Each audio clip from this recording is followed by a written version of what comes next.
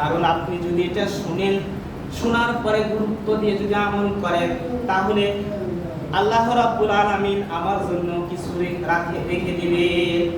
সম্মানিত হাজিরিন, ওয়ান আবি উমামা তাবাহলি রাদিয়াল্লাহু তাআলা আনহু আন্না রাসূলুল্লাহ সাল্লাল্লাহু আলাইহি ওয়াসাল্লাম আন্নাহু ক্বালা, আবি উমামা বাহলি রাদিয়াল্লাহু তাআলা আনহু থেকে বর্ণিত, আল্লাহর রাসূল সাল্লাল্লাহু আলাইহি ওয়াসাল্লাম বলেছেন, সালাসাতুন কুল্লুহুম জামিলু আলাল্লাহি আযজা ওয়া জাল্লা।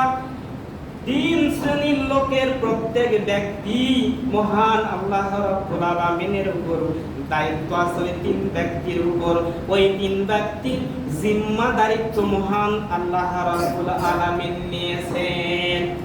তিন শ্রেণীর ব্যক্তির দায়িত্ব, জিম্মাদারিত্ব আল্লাহ নিয়েছেন। কোন তিন ব্যক্তির? আসি পরে, ইন আসা উরজিকা ওয়া কুফিয়া, ওই ব্যক্তি জীবিত অবস্থায় তার রুজি রিজিক থেকে নিয়ে শুরু করে মানবীয় জীবনের যত সমস্যা, যত প্রয়োজন আছে, সকল প্রয়োজন পূরণ করার জন্য কুফিয়া আল্লাহ রাব্বুল আলামিন যথেষ্ট। জয় বলি আলহামদুলিল্লাহ। আপনি বেঁচে থাকলে আপনার মানবীয় যত রকম সমস্যা, সকল সমস্যার দায়িত্ব সমাধানের জন্য আল্লাহ রাব্বুল আলামিন নিয়েছেন।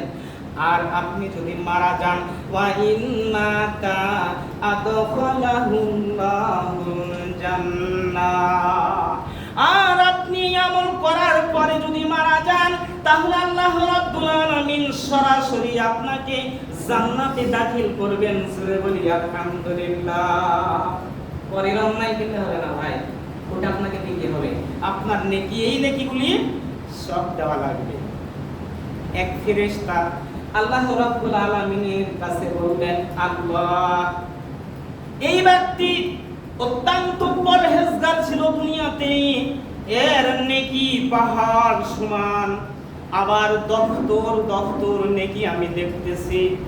দফতর ওখানে তাফসীরে এসেছে, একটা মানুষের দৃষ্টি সীমা যতদূর পর্যন্ত যায়, এই সীমা পর্যন্ত তার নেকিটা বিস্তৃত। বলা হয়েছে দপ্তর দপ্তর নেকি, এরকম যত দৃষ্টি, অনেক দপ্তর নেকি। এক কথায় বহু নেকি নিয়ে আল্লাহর সামনে উপস্থিত হবে। ফেরেশতা আশ্চর্যজনিত হয়ে যাবে, আল্লাহর কাছে ফরিয়াদ করবে, আল্লাহ রাব্বুল আলামিন, আমি তো আশ্চর্য হয়ে যাচ্ছি, আমি তো অবাক হচ্ছি, এই ব্যক্তির এত নেকি আছে, আমি তো কল্পনাই করতে পারি না কিভাবে এত নেকি অর্জন করেছে। আল্লাহ বললেন, ও ফেরেশতা, তুমি অবাক হয়ো না।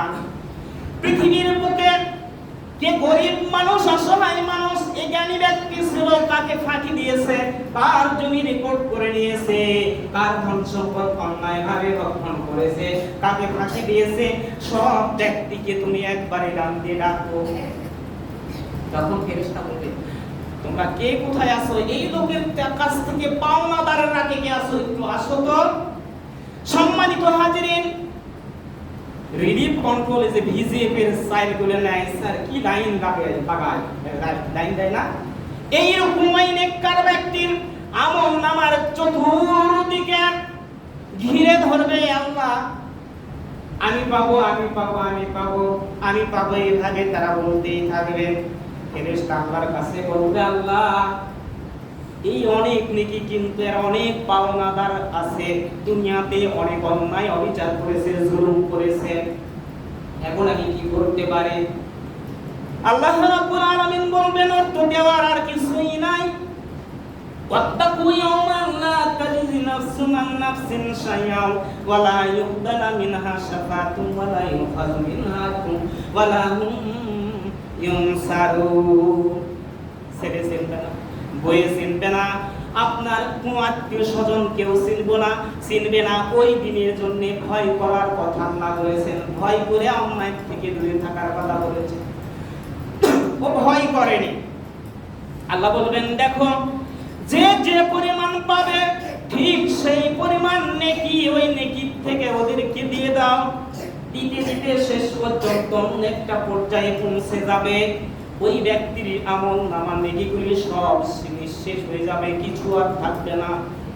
ফেরেশতা আল্লাহর কাছে ফরিয়াদ করবে, আল্লাহ এখন কি করি?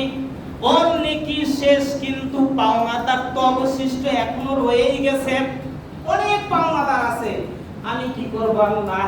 তখন আল্লাহ বলবেন, ও ফেরেশতা তুমি দেখো তো যারা পাবে ওদের কি পাপ আছে নাকি? তখন বলবে তোমাদের পাপ আছে। আছে, তাহলে আল্লাহ বলবেন হ্যাঁ আছে। তাহলে তুমি ওই পাপগুলো ওই নেককার ব্যক্তির কাঁধে তুমি দিয়ে দাও, দিয়ে ওকে জাহান্নামের মধ্যে নিক্ষেপ করো। নেকি আমার যাতে খাওয়া না যায়, তুবতিলু আমালাহুম, বাতিল হয়ে যান না যায়, কারিহু বিমা আনসালাল্লাহু ফাহাবাতা আমালাহুম। যারা আল্লাহর বিধানকে অপছন্দ করে গাদ্দারি করে চলবে, তাদের সকল আমলনামা বরবাদ হয়ে যাবে। সম্মানিত হাজিরিন, এইবারে একটু ফিরে আসি। তাহলে মৃত্যুর পরেও ওই ব্যক্তিকে আল্লাহ রাব্বুল আলামিন জান্নাত দেবে, কিন্তু আমলগুলি কি?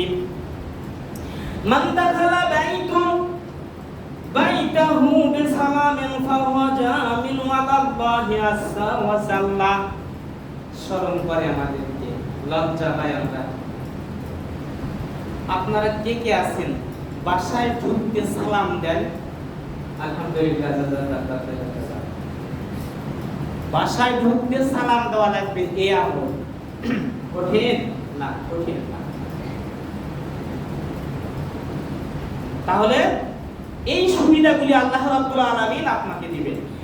নাম্বার 2, ওমান খরাজা ইলাল মসজিদে ফাহুয়া জামিন ওয়ালাল্লাহি, যে ব্যক্তি মসজিদে সালাতের উদ্দেশ্যে রওনা দিবে, ওই ব্যক্তির জন্য আল্লাহ রাব্বুল আলামিনের জিম্মাদারিত্ব থাকবে।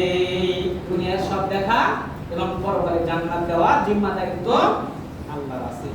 নাম্বার 3, ফাওয়াজা ওয়ামান খরাজা ফি সাবিলিল্লাহি ফাহুয়া জামিনু আলাল্লাহ, যে ব্যক্তি আল্লাহর রাস্তায় জিহাদে বাতিনের কাজে বের হয়, ওই ব্যক্তির জন্য আল্লাহ রাব্বুল আলামিন জিম্মাদারিত্ব নিয়েছে, দেখাশোনার দায়িত্ব। আফজালুল জিহাদ জিহাদুল হাওয়া, আপনাকে ঢাল তরল নিয়ে আগে ওইখানে জিহাদ করতে যাওয়া লাগবে না। আপনি আপনার প্রবৃত্তির ভিতরে আল্লাহ রাসূল বলতেন আল জিহাদু জিহাদুল হাওয়া, আফজালুল জিহাদ জিহাদুল হাওয়া, এইভাবে বলতেন। অন্তরের কুপ্রবৃত্তির সাথে জিহাদ করার নাম উত্তম